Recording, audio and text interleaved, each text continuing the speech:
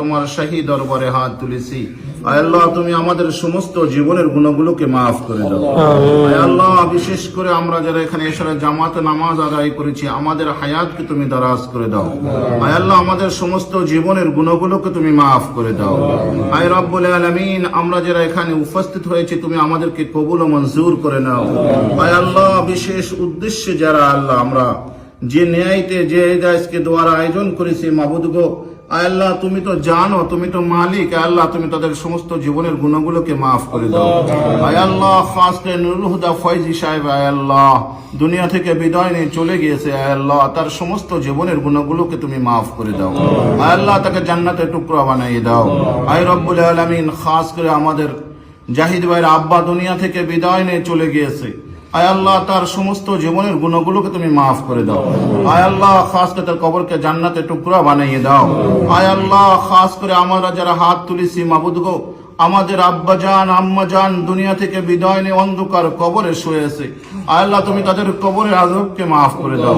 আয় আল্লাহ, তাদের কবরকে জান্নাতুল ফিরদাউস নসিব করে দাও। আয় রব্বুল আলামিন, খাস করে যাদের আব্বা আম্মা দুনিয়াতে বেঁচে আছে, আল্লাহ, তাদের হায়াতকে দারাজ করে দাও।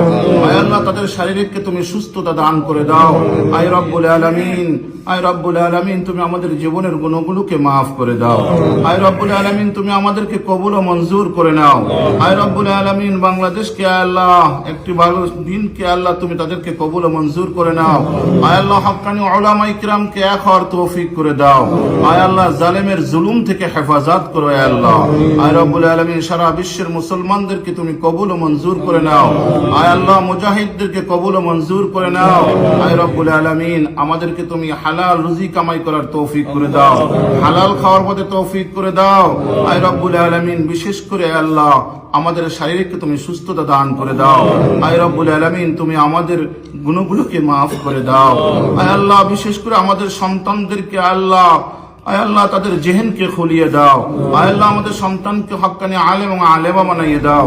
আয় আল্লাহ, ছেলে সন্তানকে আল্লাহ দ্বীনের উপরে চলার তৌফিক করে দাও। আয় আল্লাহ, ছেলে সন্তানের দ্বারা জাহান্নামে নির্যাতিত হয়, আল্লাহ সেই ব্যবস্থা করে দাও। আয় রব্বুল আলামিন, তুমি আমাদের দোয়াখানাকে কবুল ও মঞ্জুর করে নাও। আয় আল্লাহ, আমাদের এক ভাই আজকে তার আব্বা দুনিয়া থেকে বিদায় নিয়ে কবরে চলে গেছে, আল্লাহ তার জীবনের গুণগুলোকে মাফ করে দাও। আয় আল্লাহ, তাকে জান্নাতুল ফিরদাউস নসিব করে দাও।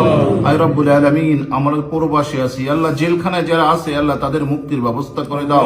আয় আল্লাহ, অনেক ভাই জেলখানার ভিতরে আল্লাহ আবদ্ধ আছে, অসুস্থতা আছে, তাদের সুস্থতা দান করে দাও।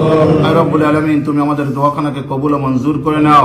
আয় আল্লাহ, আমাদের সবাইকে মিল মোহাব্বত থাকার তৌফিক করে দাও। আল্লাহ, আমাদের মিল মোহাব্বত থাকার তৌফিক করে দাও।